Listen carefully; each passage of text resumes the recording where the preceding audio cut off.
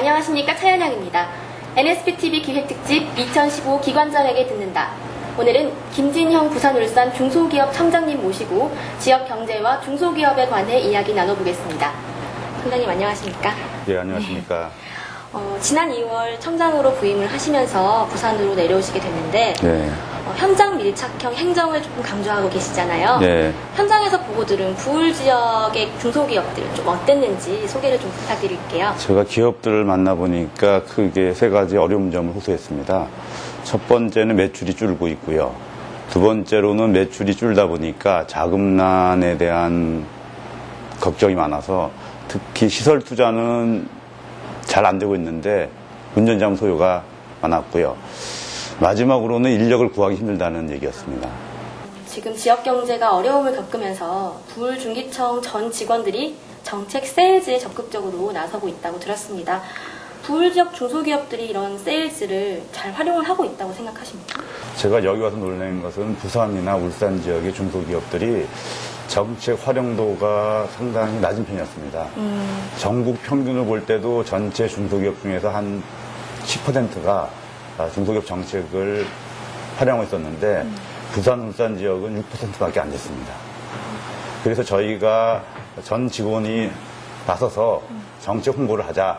우리는 세일즈맨이다 라고 생각을 갖고 여러 가지 홍보 책자도 나눠드리고 개별 기업을 갖다가 방문해서 저희가 정책을 안내하고 있습니다. 그렇다면 부울 지역 중소기업들에 대해서 좀 얘기를 하고 싶은데 주로 이제 대기업에 납품하는 기업이 많아요. 대기업과의 동반 성장 측면에 대해서는 좀 어떻게 보고 계신가요? 대기업과의 동반 성장이 참 중요합니다. 실제로 경제가 어렵다 보니까 대기업도 힘드니까 대기업들이 납품하는 중소기업한테 납품 단가를 심하게 지금 인하시키고 있습니다.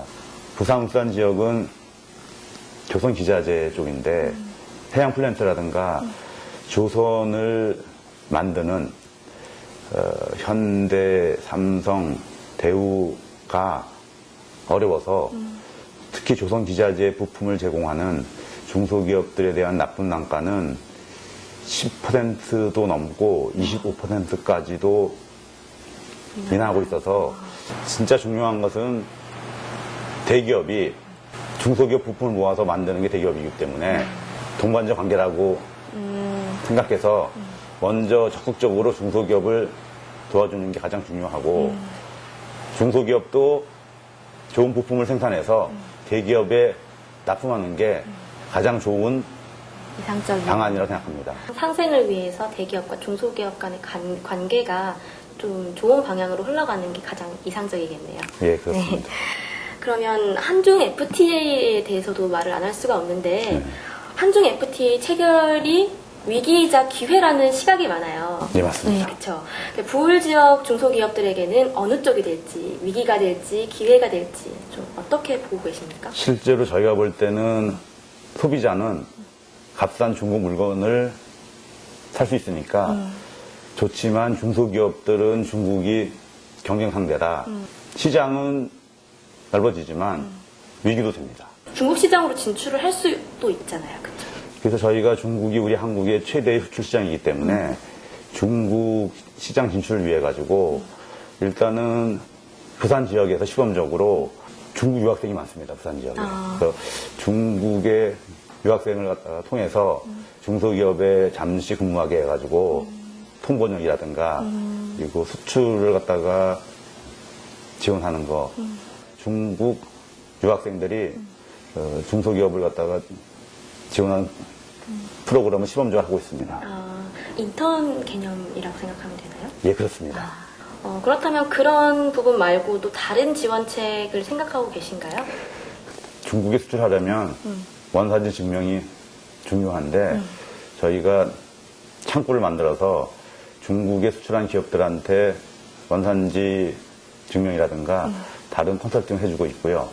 특히 차이나 하이웨이라고 코트라하고 같이 합동해서 중국 진출을 지원하는 프로그램을 다양하게 준비하고 있습니다. 부산 지역은 좀 상대적으로 수도권에 비해서 벤처 창업 지원이 좀 낮은 편 아닌가요? 그렇죠.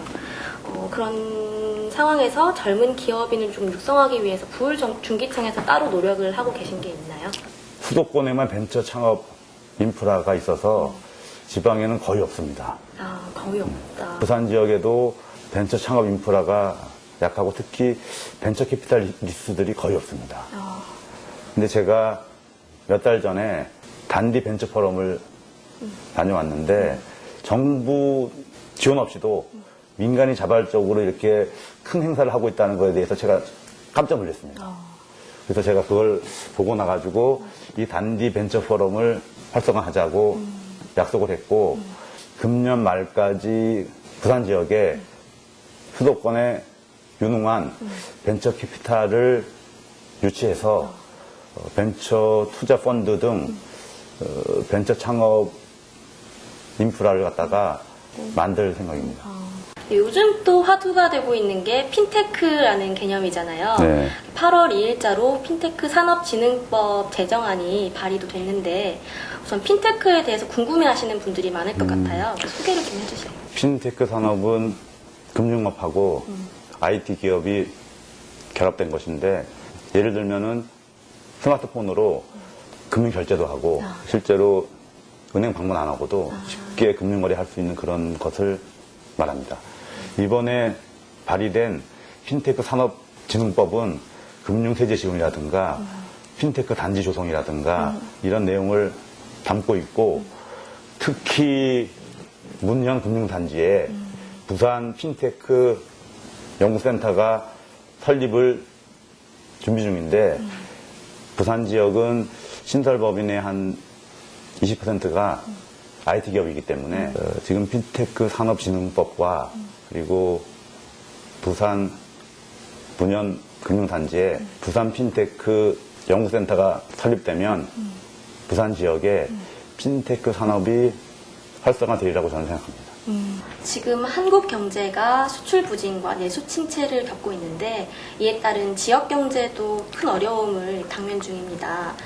끝으로 지역 중소기업들에게 당부하고 싶은 말이 혹시 있다면? 우리가 생각할 때 기업은 판로인데 판로는 수출과 내수입니다.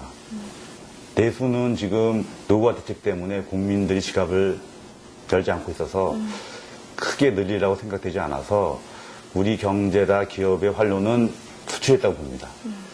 지금 수출도 환율 문제 때문에 그리고 엔저라든가 그리고 중국의 침체 때문에 힘든데 저희 그 중소기업들이 중기청의 수출지원센터를 통해서 신청해 주시면 저희들이 적극적으로 지원해 드리도록 하겠습니다.